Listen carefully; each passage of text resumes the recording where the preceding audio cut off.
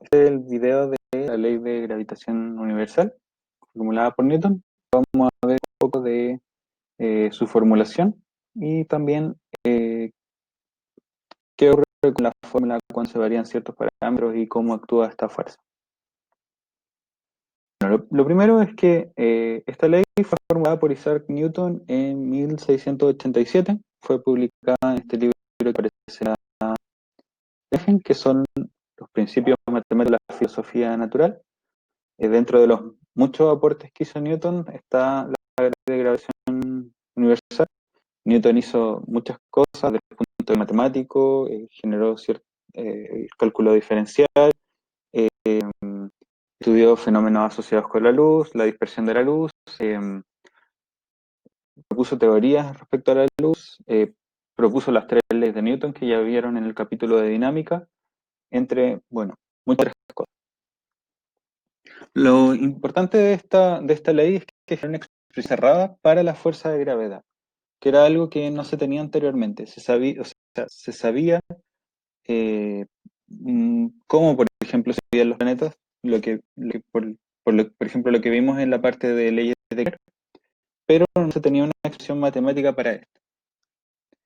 Entonces lo que dijo Newton es que primero la fuerza de gravedad, la fuerza que se calcula a partir de la ley de gravitación universal, siempre atrae los objetos que se están estudiando.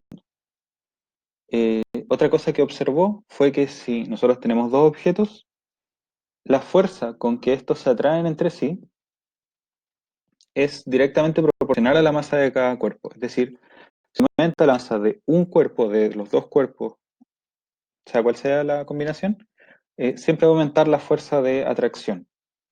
Pero esta fuerza es inversamente proporcional a la distancia entre los cuerpos. Esto quiere decir que mientras más lejos estén los cuerpos, también es menor su fuerza de gravedad. Eh, hay eh, frases famosas, el video que puse en la parte de ley de Kepler, del astrónomo Carl Sagan, que bueno, dice que cuando nació, eh, Marte puede haber tenido una influencia en él, pero la fuerza de gravedad que tenía Marte sobre él era menor a la fuerza de gravedad que tenía el médico a cargo de su nacimiento. Porque si bien la masa del médico es mucho menor a la masa del planeta, está mucho más cerca de él. Esas son ciertas cosas. Bueno, ¿cómo se formula la ley de gravitación universal? Es como se ve aquí en esta pizarrita, que el módulo de la fuerza es igual a una constante, que le vamos a llamar la constante de gravitación universal, que esta no la determinó Newton, sino que se determinó en experimentos posteriores, aproximadamente un siglo después de la formulación de la ley. Y después tenemos la proporcionalidad directa con las masas, la masa 1 por la masa 2, dividido en la distancia entre los cuerpos al cuadrado. Entonces veamos esto con un dibujo. Primero tenemos acá la expresión de fuerza de gravedad, luego tenemos la constante de gravitación universal. Si nos fijamos la fuerza tiene unidades de newtons, ¿recuerdo? Las masas del sistema internacional son kilogramos y la distancia son metros. O sea, en este caso, arriba tendríamos kilómetro cuadrado y abajo metro cuadrado. Entonces la constante de gravitación universal tiene unidades de newton por metro cuadrado partido en kilogramo cuadrado, cosa de que esta multiplicación finalmente es newton. Y tiene un valor de 6,77 por 10 a la menos 11, es lo que se ve acá. Entonces, ¿qué elementos tenemos que considerar de la gravitación universal? Primero es que vamos a estudiar dos cuerpos que interactúan entre ellos. Una cosa muy importante de la ley de gravitación universal y que en su momento fue algo increíble, como algo que no se había estudiado hasta ese momento, es que es una fuerza a distancia.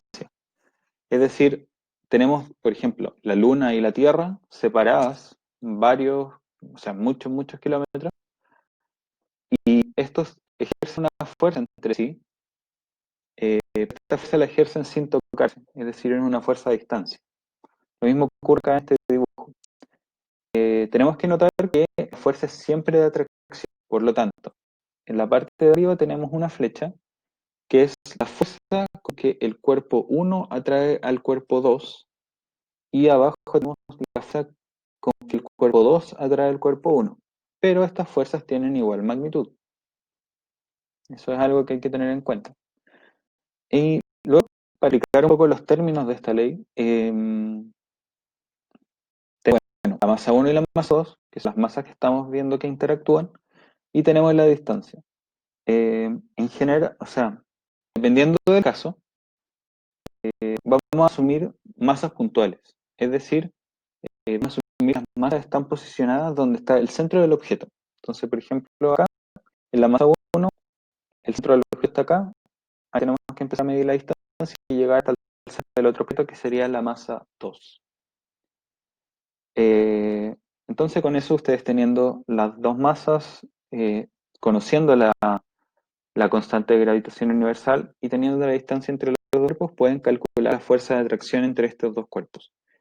Eh, bueno, esta ley fue muy importante en su época, al igual que Newton, que en su época era como eh, lo máximo dentro de la física y la matemática, y se utiliza hasta el día de hoy en diferentes aplicaciones. Sin embargo, esta ley queda corta, por decirlo así, en ciertas aplicaciones que tienen que ver con cuerpos de mucha masa, como planetas, soles,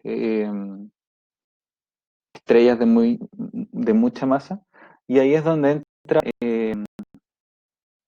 Albert Einstein con la ley de con la relatividad general y la relatividad especial, que son leyes que vinieron a romper con ya la ley de gravitación universal y que pueden ser ocupadas en un caso general, pero sin embargo la ley de gravitación universal sigue pudiendo ocuparse en estos casos como más cotidianos.